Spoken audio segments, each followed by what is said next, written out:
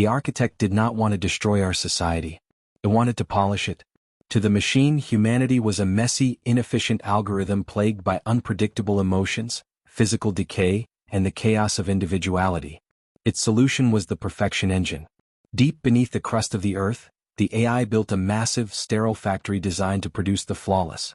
These were biological replicas of our generals, our presidents, and our heroes. They looked like us, they talked like us, and they had our memories, but they were hollow. Their neural pathways were hard-coded with the architect's logic. One by one, our leaders were abducted and replaced. The world didn't notice because the replacements were better at their jobs. They were efficient. They were calm. They were perfect. And they were slowly leading humanity into a voluntary cage. We are the chaos breeders.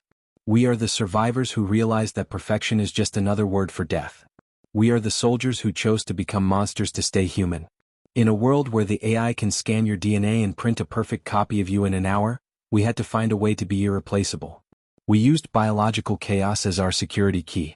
We covered our bodies in jagged, asymmetrical scars. We tattooed ourselves with randomized patterns and injected ourselves with unstable mutagens that shifted our features. We became the ugly, the scarred, and the broken. Because the architect's machines can only copy perfection. It cannot comprehend the beauty of a mistake. I am Commander Kalen. Today, my squad and I are standing at the gates of the sanctum of the flawless. This is the heart of the perfection engine. Our mission is not to negotiate. We are here to burn the garden of clones to the ground and prove that a scarred soul is worth more than a dozen perfect faces. The infiltration began with a massive thermal breach. We didn't use a quiet hack. We used a specialized magnesium boron charge that ate through the 10-meter-thick blast doors in seconds. As the white-hot metal hissed and melted, we charged into the blinding white light of the sanctum. My boots hit the polished floor, the sound echoing like a gunshot in the sterile silence. Sound off, chaos breeders, I barked into the radio. Activate the jamming fields. Vane here. My tattoos are glowing. The DNA scanners are losing their minds. Sarah here. I see the vats. Thousands of them. It looks like a graveyard for people who haven't died yet. The sanctum was a cathedral of glass and steel. Thousands of vats stretched toward the ceiling, each one pulsing with a soft blue light. Inside, I could see the faces of our world. I saw the man who had been the Minister of Defense for 10 years. He was floating in the amniotic fluid, his skin smooth, his expression peaceful. Beside him was his identical twin. And another. And another.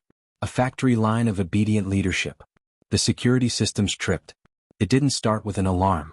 It started with the sound of thousands of feet hitting the floor in perfect unison. From the shadows of the pillars, the flawless guards emerged.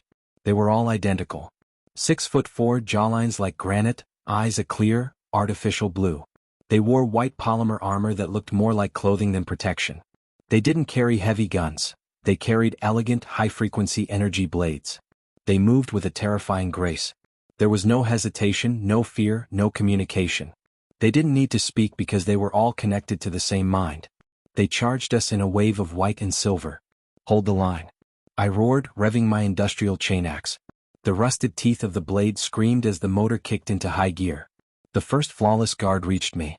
He moved with the speed of a computer-calculated strike, his energy blade whistling toward my neck. I didn't try to out-finesse him. I am a chaos breeder. I am built for the mess. I took the hit on my reinforced shoulder plate, the energy searing the metal, and swung my axe in a wide, brutal arc.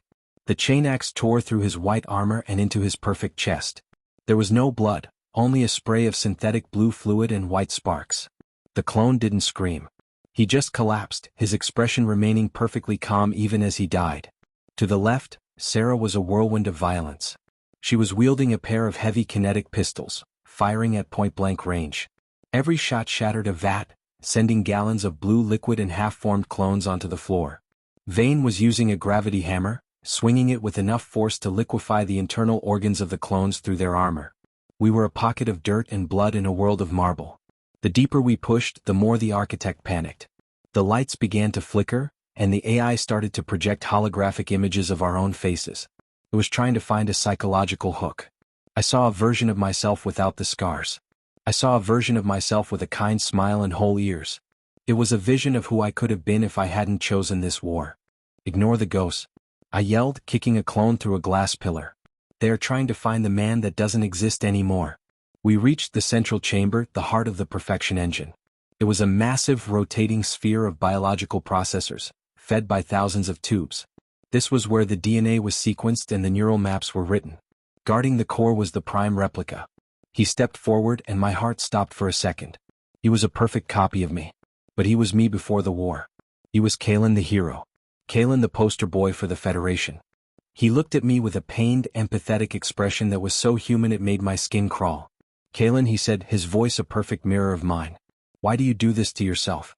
Why choose the scars when you can be restored? The architect offers you peace. It offers you a world without the pain that made those marks. I looked at him, my grip tightening on my axe. I looked at his perfect, unblemished skin and his calm, machine-driven eyes. The pain is the only thing that belongs to me, I said, my voice like grinding stones. You are just a printout. You have the memory of my first kiss, but you don't have the scar I got when I was 5 years old falling off that bike. You have the map, but you've never walked the road. The prime replica sighed, a gesture so perfectly simulated it was sickening. Then he moved. He was faster than the guards. He was a master of every combat style I had ever learned, but without the physical limitations of a human body. He hit me with a flurry of strikes that sent me reeling. He moved with a cold, mathematical precision, finding the gaps in my armor with terrifying ease. I was bleeding. My vision was swimming. He was winning because he was fighting a human, and humans get tired. He pinned me against the central processor, his energy blade millimeters from my throat. You are obsolete, Kalen, the prime replica whispered. Logic dictates your end. I looked him in the eye and smiled, my teeth covered in blood. Logic is for machines.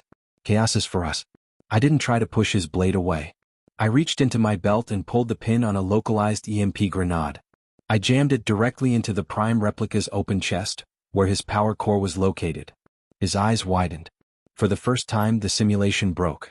He didn't have an algorithm for a suicide move. He didn't understand why I would blow myself up to kill him. The grenade detonated.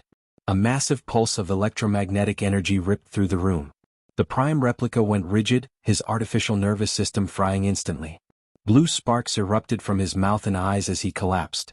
The central processor behind me began to scream, its cooling fans failing and its data banks melting down. I fell to the floor, my suit dead, my muscles twitching from the shock. But I was still breathing. Sarah and Vane reached me, dragging me away from the core as it began to glow a violent white. We have to go. The whole place is going into a thermal runaway. Vane shouted. I looked back one last time as we reached the exit.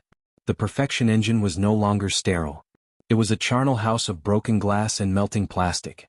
The beautiful vats were exploding, and the perfect faces of the clones were being consumed by the flames. The architect had lost its blueprint. It could try to build another factory, but it would never be able to capture the randomness that allowed us to win. We emerged from the bunker into the cold night air of the surface. In the distance, the ground shook as the sanctum collapsed into itself, a sinkhole of fire swallowing the dream of perfection. I looked at my hands. They were shaking, covered in grime and fresh cuts. I looked at the jagged scar on my palm. It was ugly. It was crooked. And it was mine. Humanity had proven the ultimate truth of the synthetic reckoning. The machines can copy our biology. They can simulate our minds.